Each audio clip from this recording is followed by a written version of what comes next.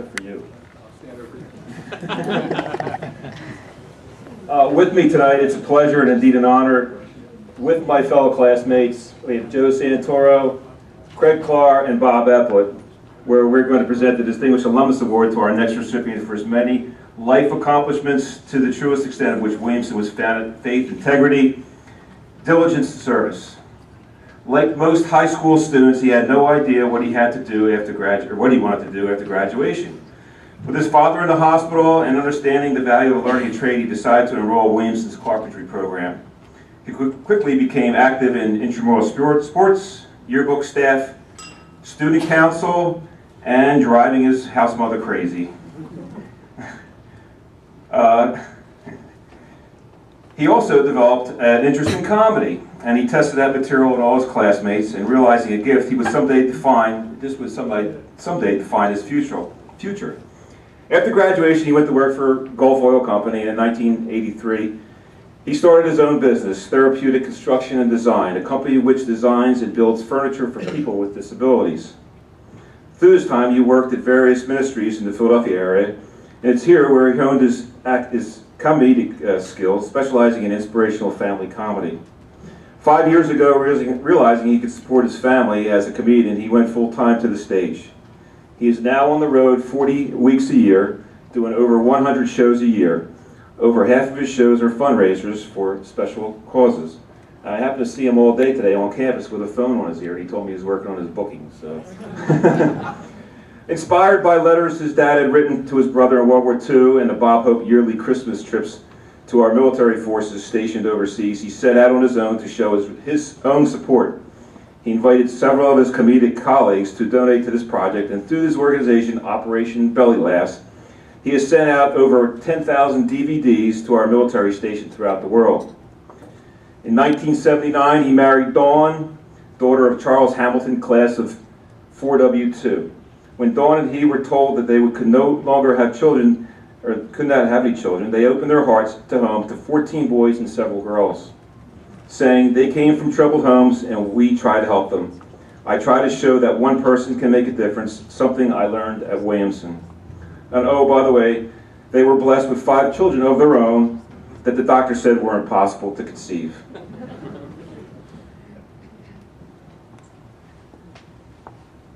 Ladies and gentlemen, we are pleased to present the Distinguished Alumni Award to our classmate and my roommate for our 3 years at Williamson. Congratulations, Gordon.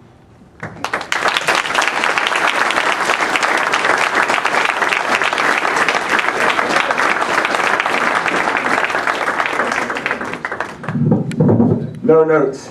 I know some of you haven't been to the bathroom for a long time. And I'm a little hurt that I wasn't mentioned in all the people that I'd thanked, but that's a joke. Toughest audience I ever had, Williamson Chapel. So once a year I get the honor of speaking at a chapel service to 200 young men at 7:30 in the morning who do not want to be there. That is a tough group.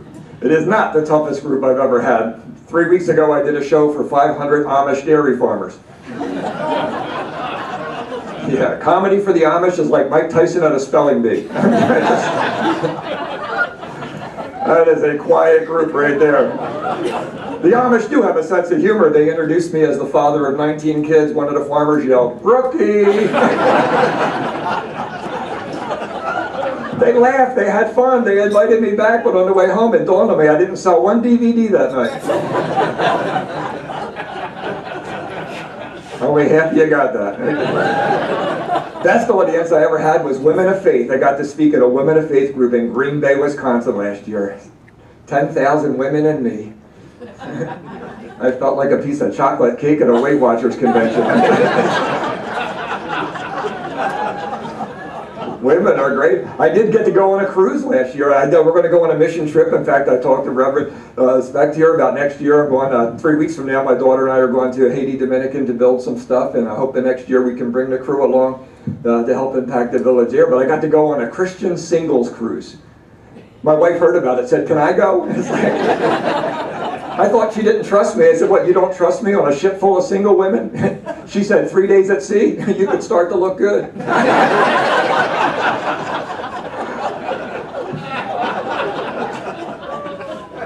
We get on the beach on the free day, a free day on the beach. Everything that's on the brochure that looks like fun costs extra. 19 kids, we don't go on vacation, right? We send one kid with a camera, he comes back and tells us about it. That's it.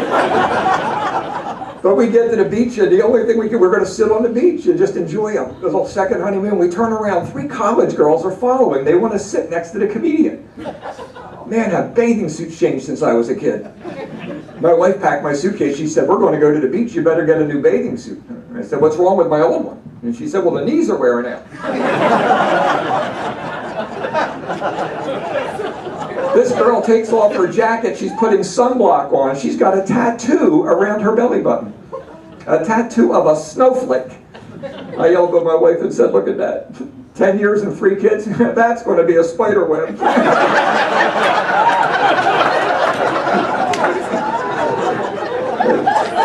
I just say, there are decisions we make today that will have consequences later. Amen? Amen. I do some preaching. There are decisions we make today that will have consequences later. Amen? Amen. Oh, that's good stuff. That's good stuff. So we get to travel around and have fun. I do love that. I did pray about what could I say tonight, and the one profound thought that came to mind is one person can make a difference if you can make a difference in one person.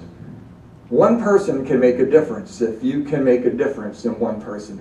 People ask sometimes when they read the bio, do you really have 19 kids? How did that happen? Well, Marty shared some of that. We were told we couldn't have kids. I went to Hollywood to make it big. I was an angry, hurting kid. It says in our yearbook that I was known for my wacky humor and my hate stare. That's what it says in the Williamson yearbook. I was angry. I was bitter. You got this. Distinguished alumni? Distinguished is not a word I usually... The only award I got was the worst carpenter ever produced. That's it. Ever produced by us. My roommate Craig, who introduced me, he's the one who made the spiral staircase. You all seen it? That was him. I made a doghouse for Mr. Harris's puppies. Hated those puppies. Left some nail heads sticking up just for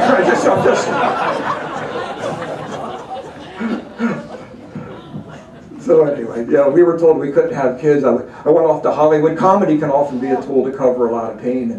And it was through my roommate, or not my roommate, dormmate, Steve Saunders, who introduced me to a person named Jesus Christ. Told me there was a God who loved me and wanted me in his family when I couldn't even get a date. I was like, wow, somebody really loves me. And boy, that decision to invite Jesus into my heart changed my life. I found that when he comes in, he gives you a new life, and he gave me a love for other hurting kids.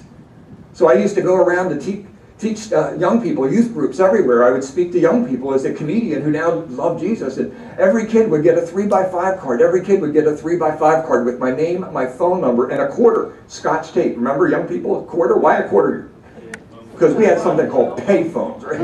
None of this stuff. You wanted to talk, you put money in, and you had to dial. You had 3 feet of privacy. Remember that? That was it. Kids today don't know what that's like. But I would tell every kid, you need a friend, you need someone to talk to, you need someone to pray, please call me. Because I sure wish there was somebody like that for me in high school, because I was struggling with a lot of things. And it didn't take long before a boy called and said, I'm on the streets of South Philly, 12th and McClellan.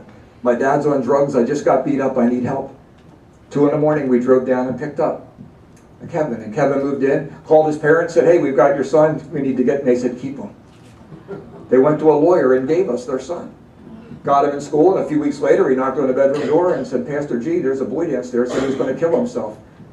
Told him to come meet my new dad. Number 2 moved in. Then number 3. They stayed for 3 years, and when they left, 3 more showed up. And then 3 more. And then 3 more. And then 3 more. Over 15 years, and my father-in-law, Charlie, machine shop, 42, he moved in 1983 after he had a stroke, and Charlie had a son with Down syndrome. I always tell people, if you want to know what God's love is like, agape love, you need to know somebody with Downs. Chucky had the mind of a 4-year-old. He had the heart of God. And you couldn't get in our church without a hug from Chucky. So we had Chucky and Charlie and the 3 boys, and the local prison called and said we're too crowded because somebody watched prisoners while they await trial. So we took in 2 prisoners under house arrest with Chucky and Charlie and the 3 boys. And 2 missionary girls moved in because they wanted to start a Bible study in our school. So we had the 2 girls, the 2 prisoners, the father-in-law, the brother-in-law, and the 3 boys. And during this 10 years, God blessed us with 5 kids the doctor said were impossible. And in fact, we had 4 before the doctors told me what was causing it. It was